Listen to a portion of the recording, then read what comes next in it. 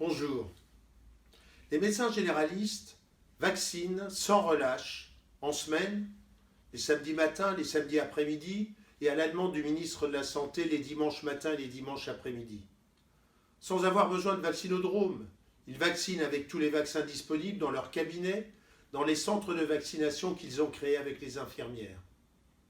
Ils ne vaccinent que les patients éligibles, les plus fragiles. Les médecins généralistes font un travail fabuleux, extraordinaire.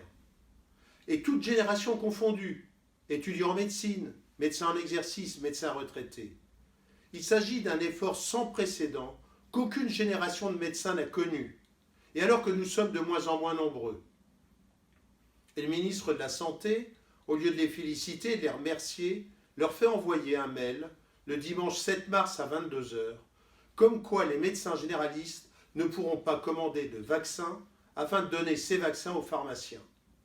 Pour justifier cette décision, il accuse les médecins généralistes de stocker les vaccins dans leur frigo et de ne pas vacciner les patients. L'État a pris une très mauvaise habitude depuis le début de la crise de la Covid. Le mensonge. Mensonge pour la pénurie de masques. Mensonge pour les tests RT-PCR.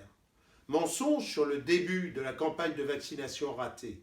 Et aujourd'hui, mensonge sur un prétendu manque d'empressement des médecins libéraux à vacciner avec l'AstraZeneca. Il y a de la part de l'État une grande ingratitude envers ces soldats que sont les médecins libéraux.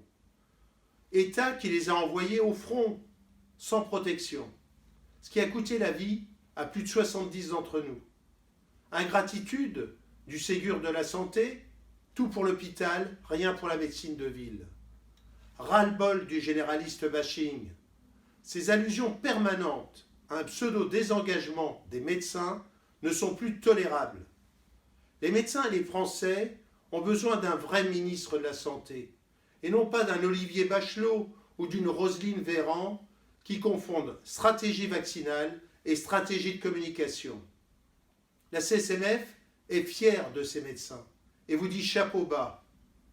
Vous êtes extraordinaires. Continuez à vacciner sans relâche. Les Français ont besoin de vous et eux au moins, ils sont fiers de vous. Bravo.